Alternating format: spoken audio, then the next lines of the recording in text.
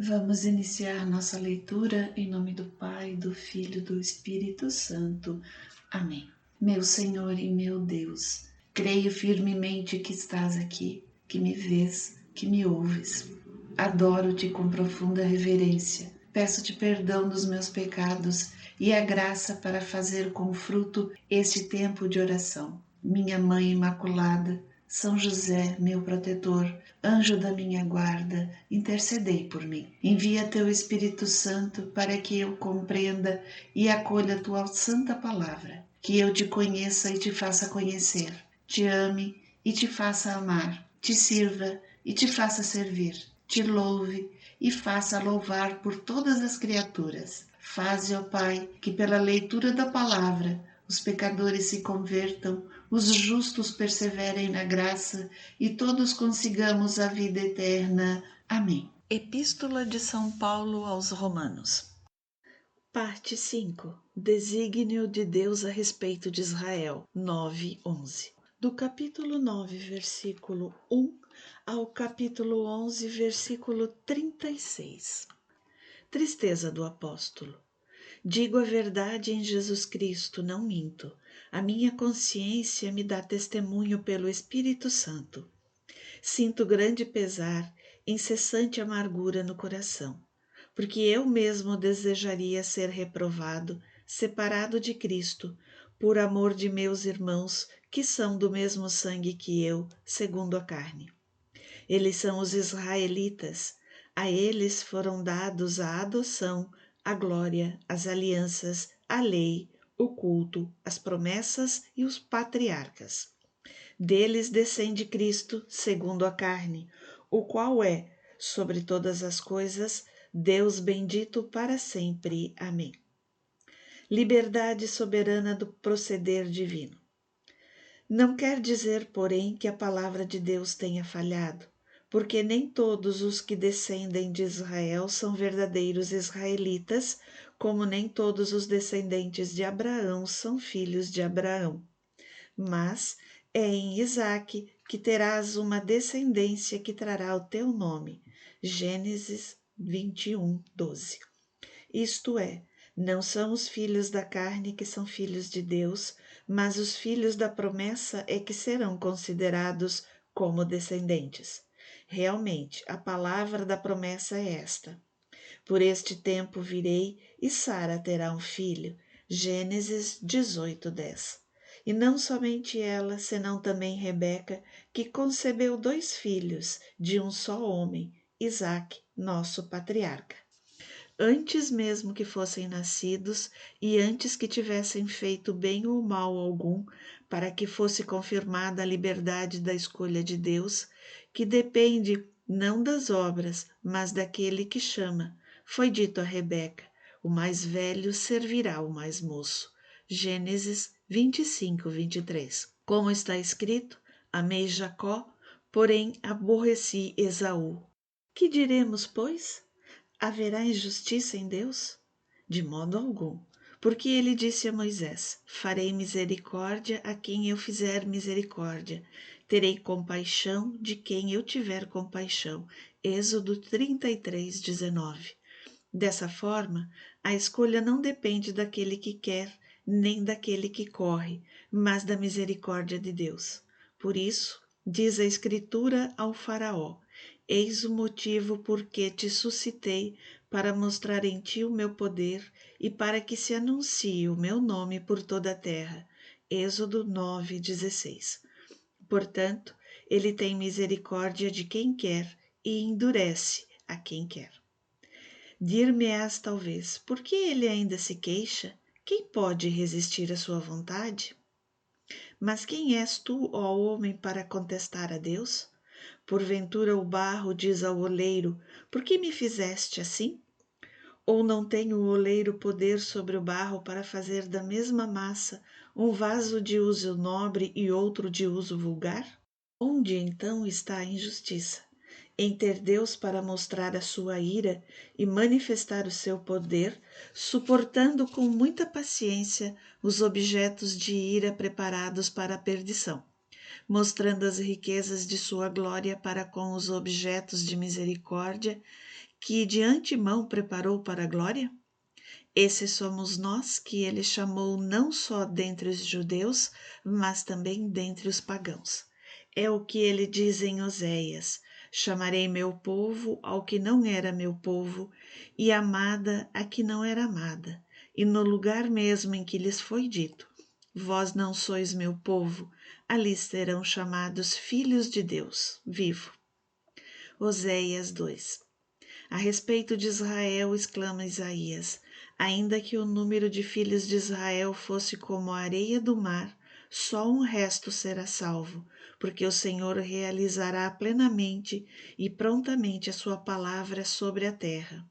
E ainda como predisse Isaías, se o Senhor dos Exércitos não nos tivesse deixado um rebento, ficaríamos como Sodoma, seríamos como Gomorra. Isaías 1:9. A falta de Israel. Então, que diremos?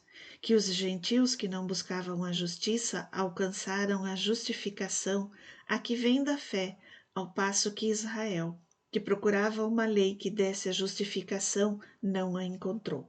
Por quê?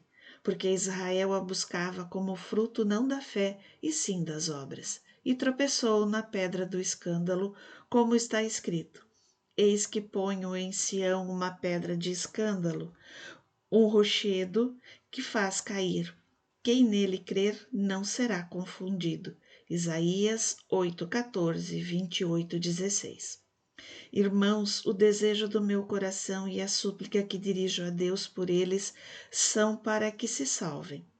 Pois lhes dou testemunho de que têm zelo por Deus, mas um zelo sem discernimento. Desconhecendo a justiça de Deus e procurando estabelecer a sua própria justiça, não se sujeitaram à justiça de Deus, porque Cristo é o fim da lei para justificar todo aquele que crê. Ora, Moisés escreve da justiça que vem da lei. O homem que a praticar viverá por ela. Levítico 18:5. Mas a justiça que vem da fé diz assim: não digas em teu coração: quem subirá ao céu? Isto é, para trazer do alto o Cristo, ou quem descerá ao abismo? Isto é, para fazer voltar Cristo dentre os mortos. Que diz ela, afinal? A palavra está perto de ti, na tua boca e no teu coração. Deuteronômio 30:14. Essa é a palavra da fé que pregamos. A fé, condição para a salvação. Portanto, se com tua boca confessares que Jesus é o Senhor e se em teu coração creres que Deus o ressuscitou dentre os mortos, serás salvo. É crendo de coração que se obtém a justiça e é confessando com palavras que se chega à salvação. A Escritura diz: todo o que nele crer não será confundido. Isaías 28:16. Pois não há distinção entre judeu e grego, porque todos têm o mesmo Senhor, rico para com todos os que o invocam. Porque todo aquele que invocar o nome do Senhor será salvo. O Evangelho anunciado por toda parte. Porém, como invocarão aquele em quem não têm fé? E como crerão naquele de quem não ouviram falar? E como ouvirão falar se não houver quem o pregue? E como pregarão se não forem enviados, como está escrito? Quão formosos são os pés daqueles que anunciam as boas novas. Isaías 52:7. Mas não são todos que prestaram ouvido à boa nova. É o que exclama Isaías: Senhor, quem acreditou na nossa pregação? Isaías 53:1. Logo, a fé provém da pregação e a pregação se exerce em razão da palavra de Cristo. Pergunto agora: acaso não ouviram? Claro que sim. Por toda a terra correu a sua voz e até os confins do mundo foram as suas palavras. Salmo 18:5. E pergunto ainda: acaso Israel não o compreendeu? Já Moisés lhes havia dito: eu vos despertarei ciúmes com um povo que não merece este nome. Provocar-vos-ei a ira contra uma nação insensata. Deuteronômio 32:21. E Isaías se abalança a dizer: Fui achado pelos que não me buscavam, manifestei-me aos que não perguntavam por mim. Isaías 65:1. Ao passo que a respeito de Israel se diz: todo dia estendi as minhas mãos a um povo desobediente e teimoso. Isaías 65:2. A rejeição de Israel não é total. Pergunto então: acaso rejeitou Deus o seu povo? De maneira alguma, pois eu mesmo sou israelita, descendente de Abraão, da tribo de Benjamim. Deus não repeliu seu povo, que ele de antemão distinguiu. Desconheceis o que narra a Escritura no episódio de Elias, quando este se queixava de Israel a Deus: Senhor, mataram vossos profetas, destruíram vossos altares. Fiquei apenas eu, e ainda procuram tirar minha vida? Que lhe respondeu a voz divina? Reservei para mim 7.000 homens que não dobraram o joelho diante de Baal. É o que continua a acontecer no tempo presente. Subsiste um resto segundo a eleição da graça. E se é pela graça, já não o é pelas obras. De outra maneira, a graça cessaria de ser graça. Consequência? Que Israel não conseguiu o que procura. Os escolhidos, estes sim o conseguiram. Quanto aos mais, foram obcecados, como está escrito: Deus lhes deu um espírito de torpor, olhos para que não vejam e ouvidos para que não ouçam, até o dia presente. Deuteronômio 29:3. Davi também o diz: a mesa se lhes torne um laço, em armadilha, em ocasião de tropeço, em justo castigo. A vista se lhes obscureça para não verem, dobra-lhes o espinhaço sem cessar. Salmo 68:23. A incredulidade de Israel, causa da salvação dos pagãos. Pergunto ainda: tropeçaram acaso para cair? De modo algum. Mas sua queda, tornando a salvação acessível aos pagãos, incitou-os à emulação. Ora, se o seu pecado ocasionou a riqueza do mundo e a sua decadência a riqueza dos pagãos, que não fará a sua conversão em massa? Declaro-o a vós, homens de origem pagã. Como apóstolo dos pagãos, eu procuro honrar o meu ministério, com o intuito de, eventualmente, excitar a emulação os homens da minha raça e salvar alguns deles. Porque, se de sua rejeição resultou a reconciliação do mundo, qual será o efeito da sua reintegração, senão uma ressurreição dentre os mortos? Se as primícias são santas, também a massa o é, e se a raiz é santa, os ramos também o são.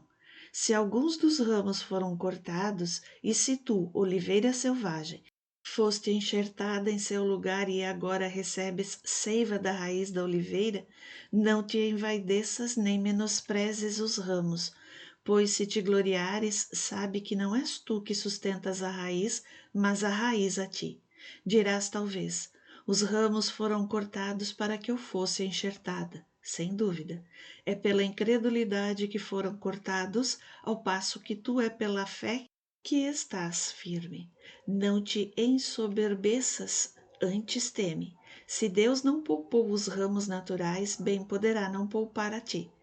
Considera, pois, a bondade e a severidade de Deus. Severidade para com aqueles que caíram, bondade para contigo, suposto que permaneças fiel a essa bondade. Do contrário, também tu serás cortada. E eles, se não persistirem na incredulidade, serão enxertados, pois Deus é poderoso para enxertá-los de novo. Se tu, cortada da oliveira de natureza selvagem, contra a tua natureza foste enxertada em boa oliveira, quanto mais eles que são naturais poderão ser enxertados na sua própria oliveira. Salvação de Israel. Não quero, irmãos, que ignoreis este ministério, para que não vos gabeis da vossa sabedoria. Esta cegueira de uma parte de Israel só durará até que haja entrado a totalidade dos pagãos. Então Israel em peso será salvo, como está escrito: virá de Sião o libertador, apartará de Jacó a impiedade. E esta será a minha aliança com eles, quando eu tirar os seus pecados. Isaías 59, 20 e sequências, 27 e 9. Se, quanto ao Evangelho, eles são inimigos de Deus, para proveito vosso, quanto à eleição, eles são muito queridos por causa de seus pais. Pois os dons e o chamado de Deus são irrevogáveis. Assim como vós antes fostes desobedientes a Deus e agora obtivestes misericórdia com a desobediência deles, assim eles são incrédulos agora, em consequência da misericórdia feita a vós, para que eles também mais tarde alcancem por sua vez a misericórdia. Deus encerrou a todos esses homens na desobediência para usar com todos de misericórdia. Louvor à sabedoria divina. Ó abismo de riqueza, de sabedoria e de ciência de Deus! Quão impenetráveis são os seus juízos e inexploráveis os seus caminhos! Quem pode compreender o pensamento do Senhor? Quem jamais foi o seu conselheiro? Quem lhe deu primeiro para que lhe seja retribuído? Dele, por ele e para ele são todas as coisas. A ele é glória por toda a eternidade. Amém.